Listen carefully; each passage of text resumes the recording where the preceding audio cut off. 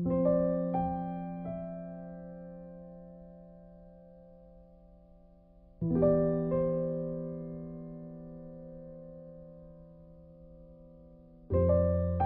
வாசகம்.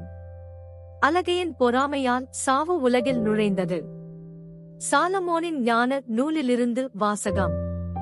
1:13-15 வரை, 2:23-24 வரை.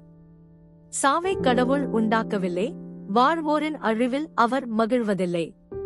இருக்க வேண்டும் என்பதற்காகவே அவர் அனைத்தையும் படைத்தார். உலகின் உயிர்கள் யாவும் நலம் பயப்பவே, அழிவைத் தரும் நஞ்சு எதுவும் அவற்றில் இல்லை. கீழுலகின் ஆட்சி மண்ணுலகில் இல்லை. நீதிக்கு இறப்பு என்பது இல்லை. கடவுள் மனிதர்களை அழியாமைக்கென்று படைத்தார், தம் சொந்த இயல்பின் சாயலில் அவர்களை உருவாக்கினார்.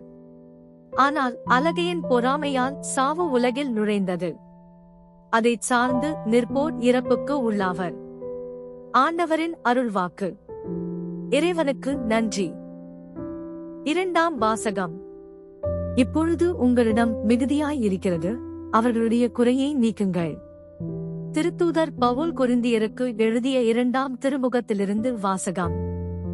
8, 7, 9, 13-15 வரை. சகோதரர் சகோதரிகளே, நம்பிக்கை, நாவன்மை, அறிவு, பேரார்வம் ஆகிய அனைத்தையும் மிகுதியாய்க் கொண்டிருக்கிறீர்கள். எங்கள் மேல் நீங்கள் கொண்டுள்ள அன்பும் பெருகிக் கொண்டு வருகிறது. அதுபோல் இந்த அறப்பணியிலும் நீங்கள் முழுமையாய் ஈடுபட வேண்டும். நம் ஆண்டவர் இயேசு கிறிஸ்துவின் அருள் செயலை அறிந்திருக்கிறீர்களே.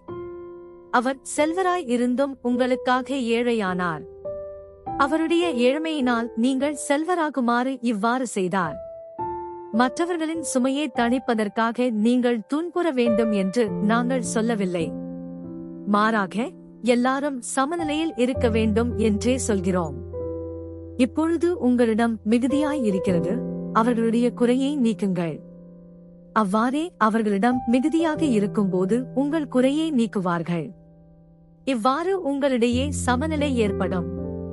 மிகுதியாகச் சேகரித்தவருக்கு எதுவும் மிஞ்சவில்லை, குறைவாகச் சேகரித்தவருக்கும் எதுவும் குறைவுபடவில்லை என்று மறைநூலில் எழுதியுள்ளது அன்றோ?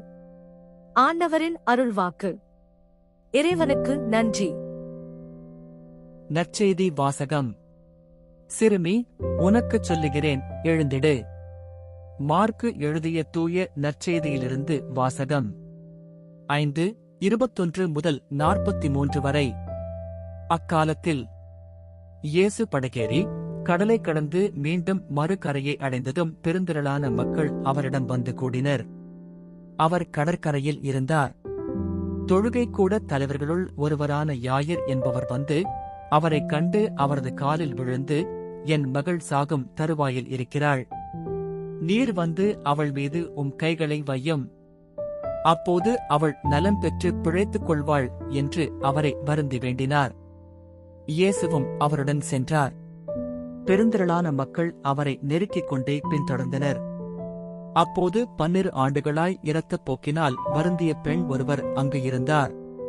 அவர் மருத்துவர் பலரிடம் தமக்கு உள்ளதெல்லாம் செலவழித்தும் ஒரு பயனும் அடையாமல் மிகவும் துன்பப்பட்டவர்.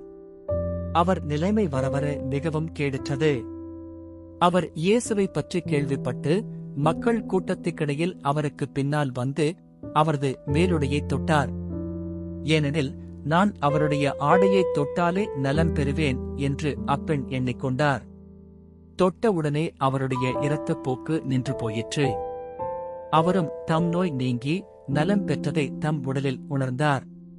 உடனே இயேசு தம்மிடமிருந்து வல்லமை வெளியேறியதை தம்முள் உணர்ந்து மக்கள் கூட்டத்தை திரும்பி பார்த்து, என் மேலுடையைத் தொட்டவர் யார் என்று கேட்டார். அதற்கு அவருடைய சீடர்கள் அவரிடம், இம்மக்கள் கூட்டம் உம்மைச் சூழ்ந்து நெருக்குவதைக் கண்டும் என்னை தொட்டவர் யார் என்கிறீரே என்றார்கள். ஆனால் அவர் தம் மேலுடையைத் தொட்டவரைக் காணும்படி சுற்றிலும் திரும்பி பார்த்துக் கொண்டிருந்தார். அப்போது அப்பெண் தமக்கு நேர்ந்ததை அறிந்தவராய் அஞ்சி நடுங்கிக் கொண்டு அவர் முன் வந்து விழுந்து நிகழ்ந்தது அனைத்தையும் அவரிடம் சொன்னார். இயேசு அவரிடம், மகளே, உனது நம்பிக்கை உன்னை குணமாக்கிற்று. அமைதியுடன் போ, நீ நோய் நீங்கி நலமாயிரு என்றார். அவர் தொடர்ந்து பேசிக் கொண்டிருந்தபோது தொழுகை கூட தலைவருடைய வீட்டிலிருந்து ஆள்கள் வந்து அவரிடம், உம்முடைய மகள் இறந்துவிட்டாள். போதகரை, ஏன் இன்னும் தொந்தரவு செய்கிறீர் என்றார்கள். அவர்கள் சொன்னது இயேசுவின் காதில் விழுந்ததும் அவர் தொழுகை கூட தலைவரிடம், அஞ்சாதீர், நம்பிக்கையை மட்டும் விடாதீர் என்று கூறினார். அவர் பேதுரு, யாக்கோபு, யாக்கோபின் சகோதரரான யோவான் ஆகியோரைத் தவிர வேறொருவரையும் தம்முடன் வரவிடவில்லை. அவர்கள் தொழுகை கூட தலைவரின் வீட்டிற்குச் சென்றார்கள். அங்கே அமளியையும் மக்கள் அழுது ஓலமிட்டு புலம்புவதையும் இயேசு கண்டார். அவர் உள்ளே சென்று, ஏன் இந்த அமளி? ஏன் இந்த அழுகை? சிறுமி இறக்கவில்லை, உறங்குகிறாள் என்றார்.